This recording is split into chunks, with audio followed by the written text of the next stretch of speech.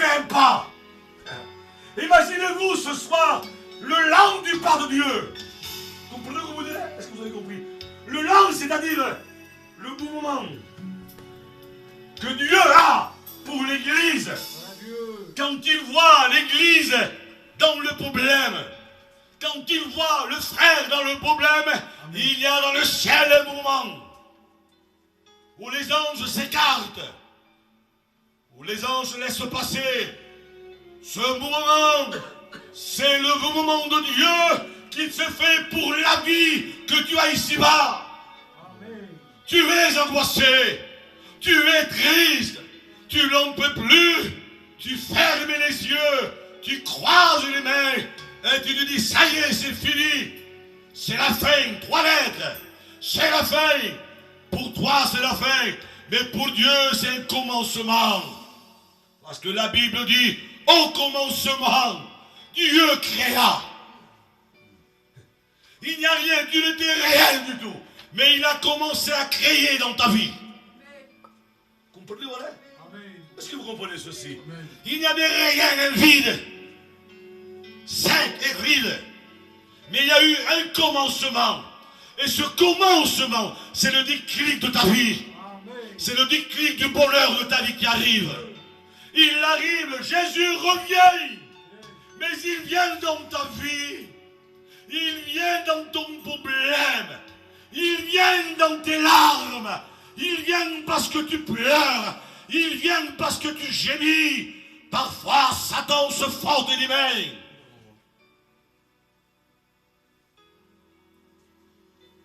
Dis-moi, il se frotte les mains.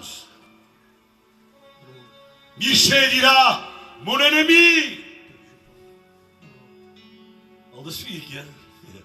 Mon ennemi.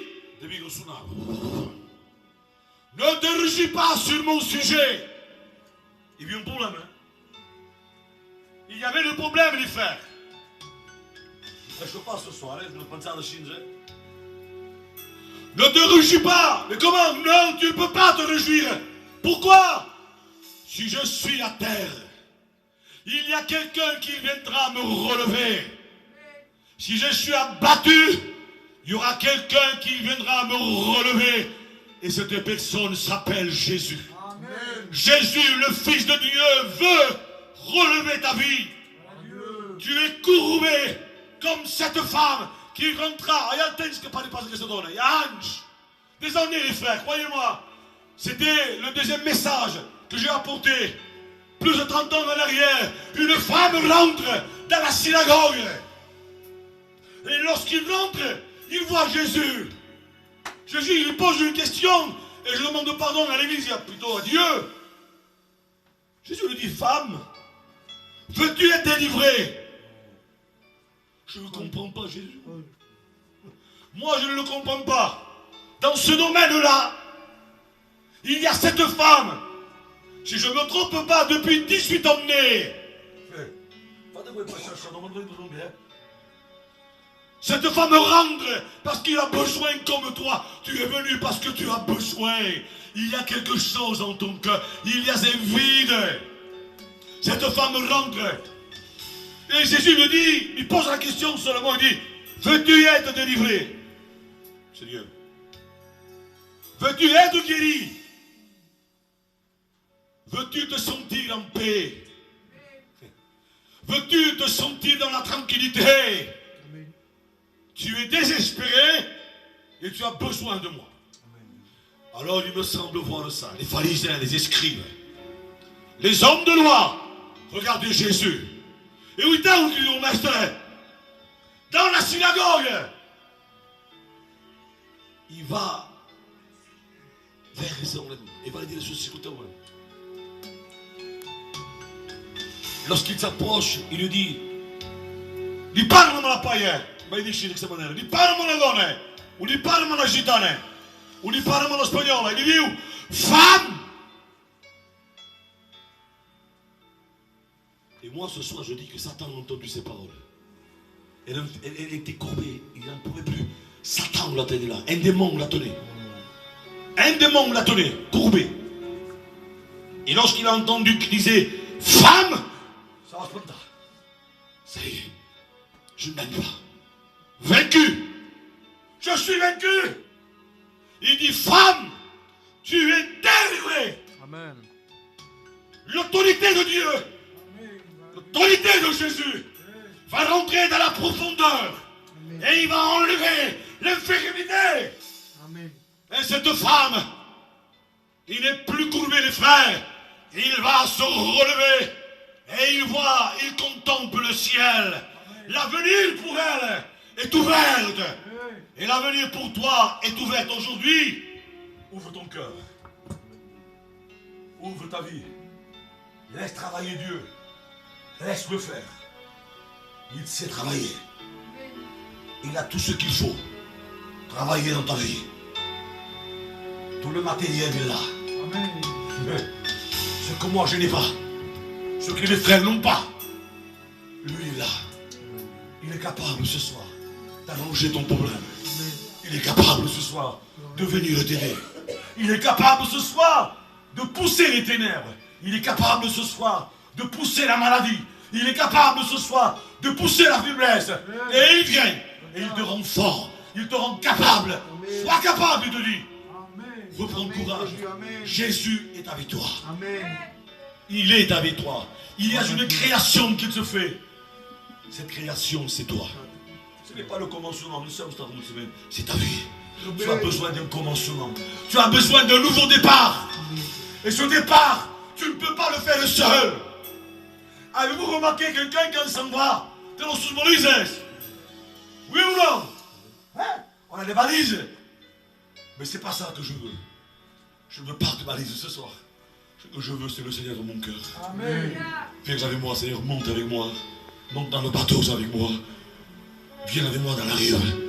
Si la tempête est là, si le vent est contre moi, toi tu es avec moi. Amen. Toi tu peux m'aider. Toi tu peux m'encourager.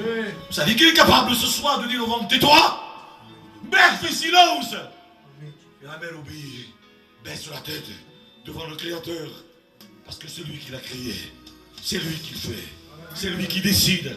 C'est lui qui conduit. Ce n'est pas toi. Ne crois pas ce soir. Parce que Dieu est là, il dit, ouais, c'est moi qui ai voulu venir. Non, c'est lui qui a voulu. C'est lui qui a voulu que tu viennes ce soir. Pour que je puisse te dire ceci. Il y a un commencement pour ta vie. Amen. Comprenez aux choses? Amen. Il y a un commencement, un départ. Et l'arrivée, on la laisse dans les mains de Dieu. L'arrivée ne t'appartient pas à toi, ni à toi, ni à moi. Appartient à Dieu, les frères. N'oubliez jamais ceci. Les 3 lettres. Fin. Je vais terminer avec ça.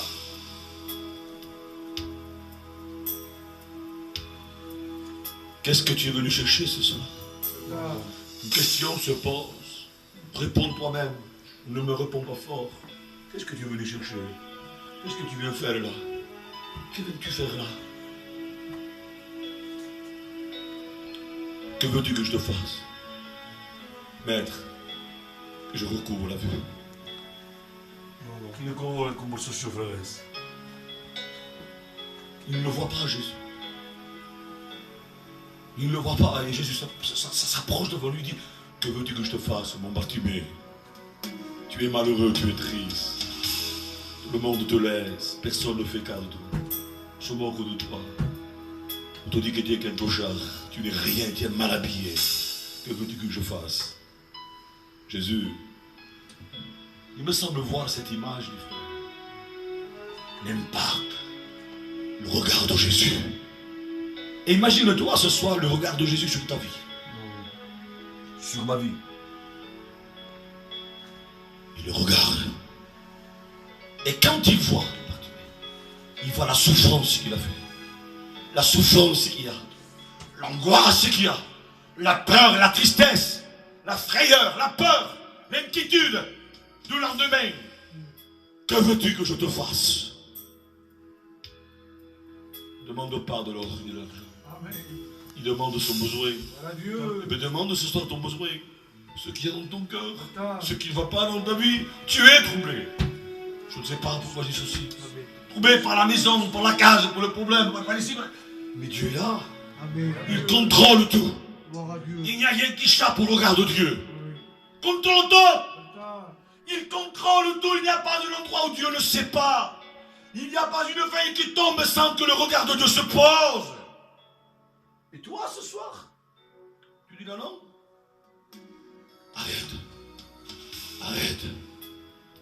On ne se moque pas de Dieu. Tu es que une vapeur qui paraît pour l'instant. Tu es là, demain tu n'es plus là. Tu es là ce soir et demain tu n'es plus là. On va parler de toi peut-être. Ah, c'était un bon gitan. Mais est-ce qu'il a fait la paix avec Dieu? C'est ça. Moi je ne veux pas savoir si tu es bon ou mal. C'est que moi, ça me trouble si tu es sauvé ou perdu. Parle à Dieu un jour et je termine avec ça. J'ai été lapidé. J'ai été frappé. On m'a humilié. On m'a rejeté. Mais il dit quelque chose d'extraordinaire. Arrêtez-nous, Chopin ou Florence. Mais par tout cela, j'ai le souci des âmes. J'ai le souci de l'Église.